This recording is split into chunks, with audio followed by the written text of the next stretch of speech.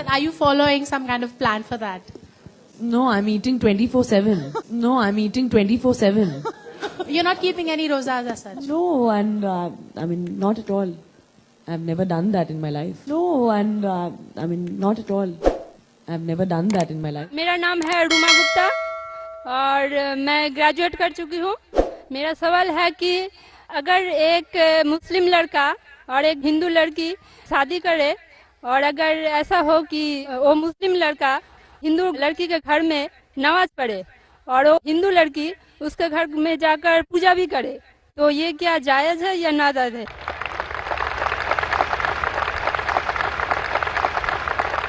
बहन का अच्छा सवाल है कि अगर एक मुसलमान लड़का हिंदू लड़की से शादी करता है तो क्या वो मुसलमान लड़का हिंदू के घर में जाके नमाज पढ़ सकता है और क्या वो लड़की मुसलमान के घर में पूजा कर सकती है? नहीं. सबसे पहले कुछ शराइत है हर चीज के. आप अगर गाड़ी रखेंगे और गाड़ी का एक पहिया रखेंगे, साइकिल का एक पहिया रखेंगे, ट्रैक्टर का, तो गाड़ी चलेंगी क्या? नहीं चलेगी. या चारों साइकिल कर दो या चारों ट्रैक्टर कर दो. इसीलिए कुरान की आयत है सूरह बकरा की सूरा नंबर 2 आयत नंबर 221 में अल्लाह ताला फरमाते हैं कि आप मुशरिका से शादी नहीं कर सकते जब तक वो ईमान न लाए. मतलब जो गैर मुस्लिम है और शिर्क कर रही है उससे आप शादी नहीं कर सकते जब तक वो ईमान न लाए. और एक ईमान लाने वाली औरत चाहे कितनी भी बदसूरत हो वो एक मुशरिका से बेहतर है. और आगे आयत कहती है कि लड़कियां मुशरिक लड़के से शादी नहीं कर सकती जब तक वो ईमान ना लाए. एक मोमिन आदमी चाहे कितना भी बदसूरत हो वो बेहतर है बनिस्बत जो शिर्क करता है. इसकी वजह यह है कि इस्लाम में लिखा है कि अगर आप खुदा के अलावा किसी को और पूछते हैं, किसी और की इबादत करते हैं, ये सबसे बड़ा गुनाह है. और अल्लाह ताला फरमाते हैं सूरह निसा में सूरा नंबर 4 आयत नंबर 48 में और सूरा निसा सूरा नंबर 4 आयत नंबर 116 में कि अल्लाह सुब्हाना व तआला अगर चाहे तो कोई भी गुनाह को माफ कर सकता है लेकिन शिर्क को कभी नहीं माफ करेगा. अगर एक इंसान मुशरिक जैसा मर गया तो अल्लाह ताला कभी भी उसे माफ नहीं कर सकता, क्योंकि मुशरिक वो शख्स है जो शिर्क करता है. और ये सबसे बड़ा गुनाह है क्योंकि हमारा खालिक, हमारा मालिक, हमारा ईश्वर, हमारा खुदा, हमारा भगवान, अगर हम उसको गाली देंगे, ये सबसे बड़ा गुनाह है. जिसने हमें जिंदगी दी, जिसने ये सारी चीजें हमें दी दुनिया में, अगर हम उसको गाली देंगे, उसके अलावा किसी और की इबादत करेंगे, ये शिर्क हुआ. तो इसीलिए इस्लाम में इजाजत नहीं है कि एक मुस्लिम लड़का या लड़की कोई मुशरिक लड़का या लड़की से शादी करे. ये इजाजत नहीं है.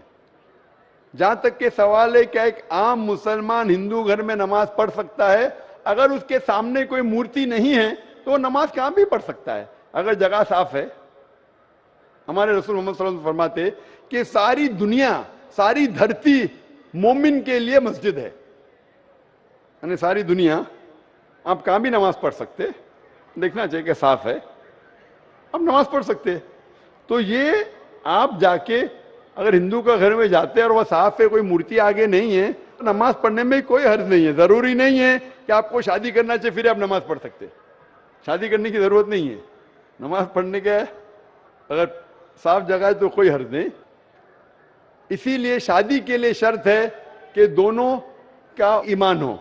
और अगर आप हिंदू मजहब पढ़ेंगे तो हिंदू मजहबी किताब में भी यही लिखा है जो मैंने पहले पेश किया. पहला जो सवाल था भाई साहब का, और मैंने कहा कि हिंदू मजहब में भी यही लिखा है, ना तस्य प्रतिमास्ति, उस ईश्वर, उस भगवान, उस खुदा का कोई अक्स नहीं, कोई मूर्ति नहीं, कोई फोटोग्राफ नहीं, कोई पेंटिंग नहीं, कोई पोर्ट्रेट नहीं, कोई आइडल नहीं, कोई स्टैच्यू नहीं.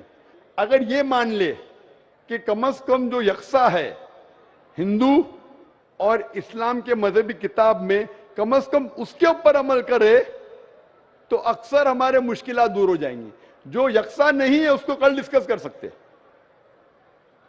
और अगर आप तहकीक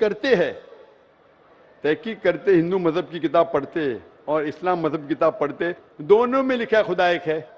دونوں میں لکھا ہے خدا کا کوئی عکس نہیں ہے, دونوں میں لکھا ہے کہ خدا کا کوئی بت نہیں ہے, دونوں میں لکھا ہے کہ خدا کے علاوہ کسی اور کی عبادت نہیں کرنا چاہیے, دونوں میں لکھا ہے کہ آخری پیغمبر محمد صلی اللہ علیہ وسلم میں, دونوں میں لکھا ہے کہ شراب نہیں پینا چاہیے. میں حوالے دے سکتا ہوں اور میں تقریر ایک دیا ہوں, similarities between Islam and Hinduism, Islam اور ہندوازم میں یکسانیت دونوں کتاب میں.